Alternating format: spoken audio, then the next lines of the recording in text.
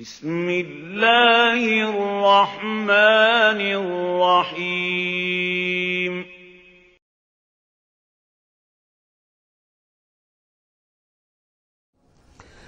یہ اب جو مضمون آ رہا ہے قرآن مجید میں بہت ہی اہم مضمون ہے۔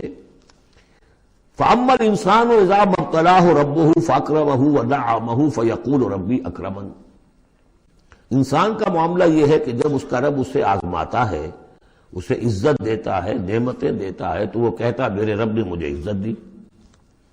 وَأَمَّا إِذَا مَا ابْتَلَاهُ فَقَدَرَ عَلَيْهِ رِزْقَهُ، جب اسے آزماتا ہے اور اس کا رزق جو ہے اس پر تنگ کر دیتا ہے، راشننگ کر دیتا ہے، تھوڑا تھوڑا دیتا ہے، فَيَقُولُ رَبِّي أَهَانَنِ، تو وہ کہتا ہے میرے رب نے مجھے ذلیل کر دیا۔ کلا، ایسا نہیں ہے۔ آپ کو کیا خرابی نظر آئی اس میں؟ کوئی شرک نہیں ہے۔ اس نے یہ تو نہیں کہا کہ مجھے نعمتیں دی ہے تو کوئی لکشمی مائی کی کرپا ہو گئی، یہ تو نہیں کہا۔ اللہ نے، میرے رب نے مجھے عزت دے دی، اور اگر کہیں تنگی آ گئی ہے تو یہ میرے رب نے مجھے ذلیل کر دیا۔ توحید تو مکمل ہے نا یار، کہ کسی اور دیوی دیوتا، کسی اور الہہ کا تذکرہ نہیں ہے۔ رب ہی نے مجھے عزت دی، رب ہی نے مجھے ذلیل کیا۔ تو عز من تشاء و تذل من تشاء، اے اللہ تو ہی ہے جس کو چاہتا عزت دیتا ہے، جس کو چاہتا ذلیل کر دیتا ہے۔ تو کیا خرابی کیا ہے اس میں؟ اس میں خرابی یہ ہے کہ اس دنیا میں جو کچھ تمہیں ملتا ہے تم اسے عزت مت سمجھو، یہ امتحان ہے، اور اگر کبھی تنگی آتی ہے اسے ذلت نہ سمجھو، یہ بھی امتحان ہے۔ یہ برابر ہے۔ یہ تم نے اسے عزت سمجھا، دھوکہ کھا گئے، اس کو ذلت سمجھا، دھوکہ کھا گئے۔ چاہے توحید انٹیکٹ ہے آپ کی، لیکن توحید جو ہے وہ تو یوں سمجھیے کہ جڑ بنیاد ہے نا ہدایت کی، اس سے اوپر بھی تو منزلیں ہیں ہدایت کی کہ نہیں۔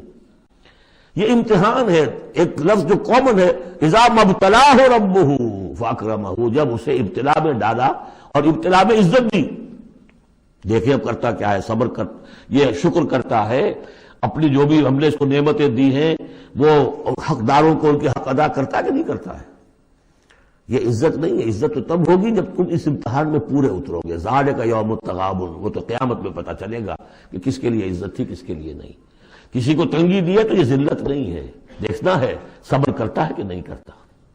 کہیں یہ بالکل مستر ہو کر اور اپنی عزت نفس جو ہے ہتھیلی پر رکھ کر لوگوں کے سامنے مانگنے کے لیے تو نہیں نکل جاتا، پتہ چل گیا نا۔ تو یہ امتحان ہے۔ تو پہلا درجہ سمجھیے کہ چاہے فراوانی ہو، عیش ہو، آرام ہو، دولت ہو، یہ بھی امتحان۔ تکلیف ہے، رنج ہے، محنت ہے، مشقت ہے، اسرت ہے، تو یہ بھی امتحان۔ دونوں برابر ہو گئے۔ اب بھی ہدایت اس سے اوپر بھی ہے ایک۔ ہمارے دل میں یہ چور رہے گا پہلا امتحان آسان ہے، دوسرا مشکل ہے۔ نہیں، حقیقت اس کے برعکس ہے۔ پہلا مشکل ہے، یہ دولت میں رہ کر بھول جانے کا آپ کے اندر زیادہ امکان ہے۔ الہا، میں حدیث آپ کو سنائی تھی، ما قل و کفا خیر مما کثر و الہا۔ اگر زیادتی ہوگی، دولت ہوگی، تم اللہ کو بھول جاؤ گے تو زیادہ سخت نقصان یہ ہے، زیادہ بڑا امتحان یہ ہے۔ اور اگر ناپ تول کر مل رہا ہے تو ہر وقت اللہ یاد رہے گا، یہ ہلکا ہے، اگر حقیقت وہ بھاری ہے۔ اور اسی میں وہ واقعہ نوٹ کر لیجئے امام احمد ابن حنبل رحمۃ اللہ علیہ کا، کہ جب وہ مار پڑ رہی تھی کہ جس کے بارے میں الفاظ ہے کہ ہاتھی کو بھی وہ مار پڑتی تو بلبلا اٹھتا، اس وقت آنکھوں میں آنسو نہیں آئے۔ کب آئے؟ جب بادشاہ وقت، خلیفہ وقت کا ایلچی آیا ہے اشرفیوں کے توڑے لے کر کہ یہ بادشاہ نے آپ کے لیے نذرانہ بھیجا ہے، تب رو پڑے، اے اللہ میں اس امتحان کے قابل نہیں ہوں۔ یہ امتحان سختر ہے۔ تو یہ ہے درجہ بدرجہ، لَتَرْكَبُنَّ طَبَقًا عَنْ طَبَقٍ۔ تو ہدایت کے بھی یہ درجے ہیں۔